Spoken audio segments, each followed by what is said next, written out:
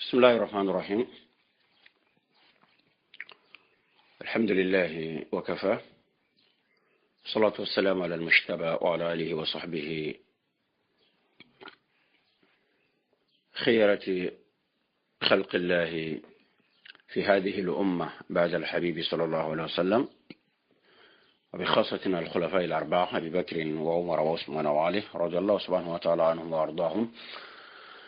وعن الصحابة أجمعين، وعن التابعين وتابعي التابعين،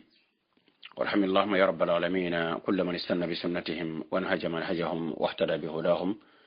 وسار على درب واختفى بآثارهم وسلك مسلكهم إلى يوم لا ينفع فيه مال ولا بنون إلا من أتى الله بقلب سليم. الله أسأل أن يجعلنا من عباده الذين يأتونه بقلوب سليمة. إلهي وإله العالمين، اجعل جمعنا هذا جمعا مرحوما وتفرقنا بعده تفرقا معصوما. اللهم لا تدع معنا ولا فينا ولا بيننا شقي ولا محروما. اللهم ارزقنا في هذا الشهر المبارك البر والتقوى والإخلاص والمتابعة وإرث جنات الفردوس الأعلى بغير حساب، والثبات على الحق والإتق من النيران، وزدنا علما وانفعنا مع النفخين في دينك، وعلمنا تأويل منهج الكتاب والسنة، وارزقنا اتباع مع نص عليه الكتاب والسنة، إنك على كل شيء بالإجابة جدير. أيها الإخوة في الله، السلام عليكم ورحمة الله وبركاته. موضوعنا في هذا الصدد مع أحكام الصيام في شهر رمضان المبارك يدور بمشيئة الله سبحانه وتعالى حول الموضوع المشار إليه آنفا، ألا وهو ما بين قوسين: ما الحكم الشرعي إذا طهرت المرأة من إحدى دمي الحيض والنفاس قبل الفجر؟ نقول وبالله حسن التوفيق: إذا طهرت المرأة من إحدى دمي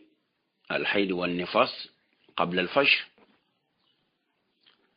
الفجر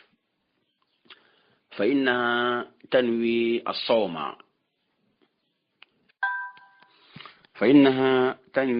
الصوم في الوقت نفسه، ثم تأكل السحور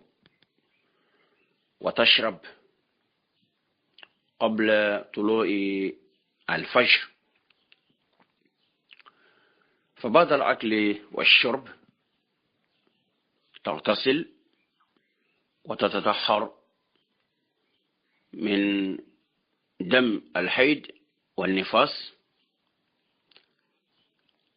هذا ونسأل الله سبحانه وتعالى التوفيق. والله تيغاندي بيخيم بيغاندي كم بالسال لندو كيسي لندو باركي أدو نيما أدو خير أدو لنتاعون غبي ونالله نغار نكي غبي نغوجي فارين كما صلى الله عليه وسلم أدو فارين كوري أدو فارين كبالي مالو سرسوا تريك لسريكي كغلي دار مالين كي مالك ما چانغا جيكو تاو ونالله نغا إلا الله سبحانه وتعالى غنو كهو جمع سريكي ونالله نغا كي سنقاسو باركانتينو غندر نجنو مولي نيامبا أرنو كاندا أرنو جنو مولي نيامبا أرنو لغارون چرو أرنو دناسيرو أرنو لغارس أرنو كوار جنة دي أرنو خانو برغو جهنم باي تلا باين خورمان اللهم صل على رسول الله. مارمو وانا اكون ينتي السلام عليكم السلام عليكم ورحمه الله وبركاته. تا الله سبحانه وتعالى بان خورما ndane manga kite be go ma gelle sun qason kitunga lenki kitaw dingire kengo gemme sun qason tamundo nyerunga kitenen kotai kenni omanu ni hakuto awurnu oma yarunya kama yagarebe la dangari sun qason nogondi ube yagarebe jalam pore ngara yaga jidi sun qason nogondi. alhamdulillah rabbil alamin. alla da rakutu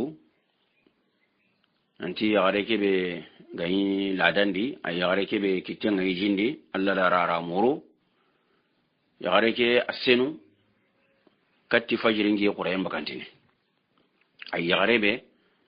ladan ngana nyame ube yagarebe jalam pore ngana nyame sun qason nogondi katti fajirin qurayen go bakka kinkitena kamo o watu o ma yagaru kome gora koni mo kebe gani ladan pore nga kebe gani jalam pore nga kuni horu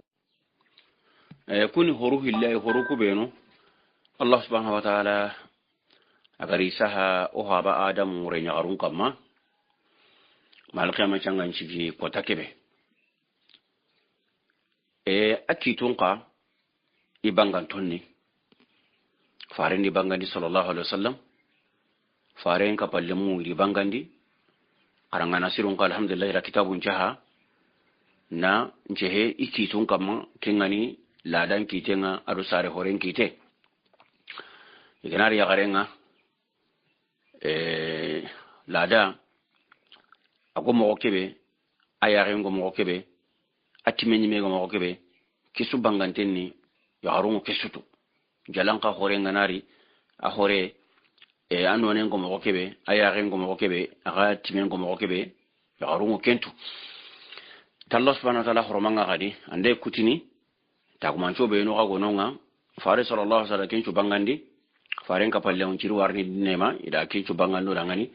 karangana sirun qala alhamdulillah kencu bangando dangani o ma yagarum be no gani alhamdulillah rabbil alamin wo tagumanco ko be no go bangeni dangani nanti ngitenga yijindi ngani lada kebedi jalam pore kebe ga ganinga sasal ken koni anyame ti tagumanco ko be no ngari iga bangin dangani tagumanco ko be no ga ko nanti anyame sasa ko alhamdulillah rabbil alamin ndo horenta ga dome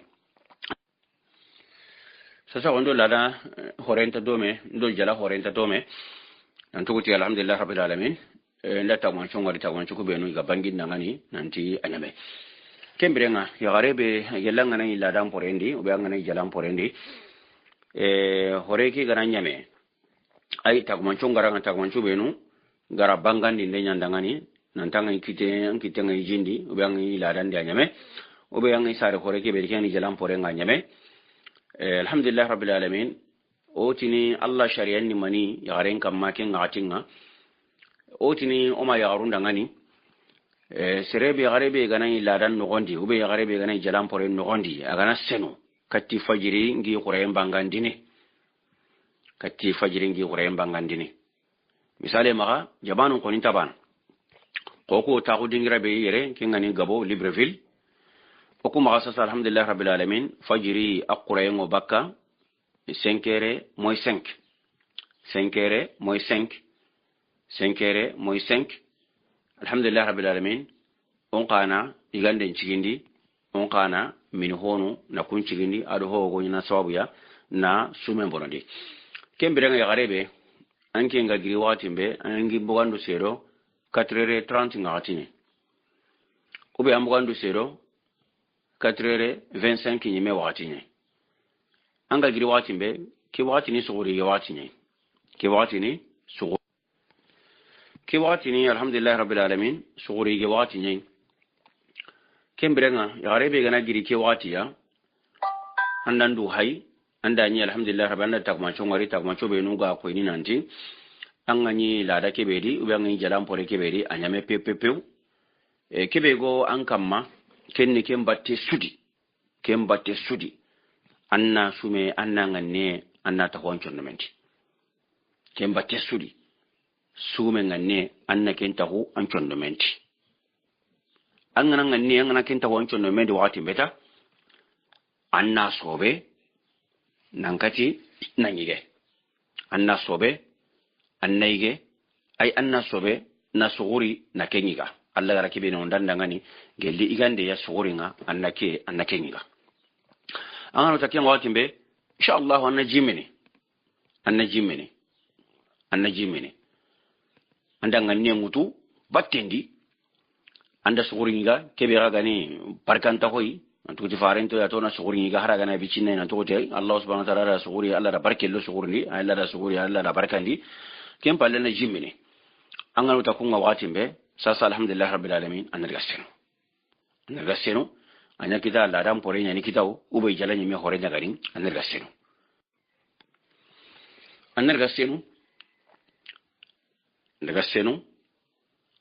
andaga yanki baka ladan porenga ube gelli jala porena gani kempalle annam monchirondi anna salle anna jonga magati sasa fokun ke nyankiya ana ranke nga giri wakati mbe wakati lirinteni angana tan na nyanki nan tan nan duta angaba igi wakati ke ngotanki aga lada ku tempalle ai tagumancho mbangayen palle anda ngani tagumancho be ga ko yin nanti anken kenu baka ladan porenga ube jalan porenga gelli tagumancho ko ni angara kungari kunga bangyan dangani kebe gani sumenga anyan kama wajibi ko take sume na sume njoma ko take anyan kama wajibi kembrenga mbati fokun ke nyanki ya hino an kaga na tanken na nyanki ay go maga katanguru tana fajirin yi khore mbagandi Allah ntaka sugurni Allah ntaka menni an kaga darura suntano kitananti ko take anta sume njona no gondi darura suntano wajibi nan kamma anna sume anna jonga kembere kibe gani sunnanga anga girike ngati ngata andani ancenu anda ta kuma chongo rubega ko nanti ladan porenjigi jalan porenjigi kibe gan kamata kembaterita sume nganne ngutu annan tawo anna suguri ngiga annan mini anga nauta ken wati be andarga seno andarga yanki nanceno bakala rake horenga ube gelli jala porena kadi alhamdulillah rabbil alamin an cumenga asahantenni hare angama yanki hino harangama yanki an sumenga asahantenni kagelan ken ko ngati foku na yankiya an ken ko daga yanki an gorini an danyi minera anta kanyana ewa ike garanta nyana wajibi nan kamare ken ko tan nan cumude gella ganai an garanga ni nguto anga giri wati mbeta ewa alhamdulillah rabbil sasa ngana sumu kantenga angana sumu kantenga kagela ganai an ken ga giri wati mamma sumu menga ne ngutu an ken tifoku na yankiya hino an kawo gilli yankira nga wati mbe anda nyin fajirin qurayembo kebe gani nganni an kawo wati nga kinga tindanki na tuti fajiri ngana yingita sasa kin ko ni nganni an kawo wati kenya mena nukuta kembrenga an ken ko nga yanki ango baka anda yin fajiri ndi qurayemba kandi nganni ran ta wuti kita surtout iga ko ni surtout minne ko ni sasa kebe gan kamma e wajinu bongan kamare abaten ko ta kute wajibi nan kamma gelikin fajiri dan kin ngatiya anta minni anta igene ho go na sobuya na sumen borondi e anta kencu bo su dabarni an gan duragana bakka mini hondo igi honu cui ken ko ta kute no gondi makiyenga kenu aba ken ko ta kadi aba tambo yanan kamare aba ndalla kutare nan tuku tampara ko ta kebe mini darura suntarunga darura kebe agom minne aka dengen dandangani darura nyino nga wakati mbe angi ladan no goni me ladan kuti halle jalan poren kuti halle darura suntar lujur suntarunga kita wajibi nan kamana chomo anga masumu ko ta kebe anga masumu awandal Allah raga ci andalla kuta han andalla kuta kembre wona ko no mari nyaaro ndangani anga na jiri fajiringa andani ladan pore anga ni anki tengeni jindi ladan pore anyame andani jalan ka hore anyame sasa androto inshallah annan ganni mutu batandi annan tawo annan yige annan suguri kempalle annar ga yanki angana yanki wati mbe kempalle alhamdulillah nan mo gonchirondi sallenga an yanki bala oke kendan chumeke intamera ngani sigirai an chumeke anga nganne ngutu nganne ke santeni ango suguri kebe gana ango barajin kitadi ango jikebe minni ango barajin kitadi aba ko take alhamdulillah rabbil alamin anda sume anda jonga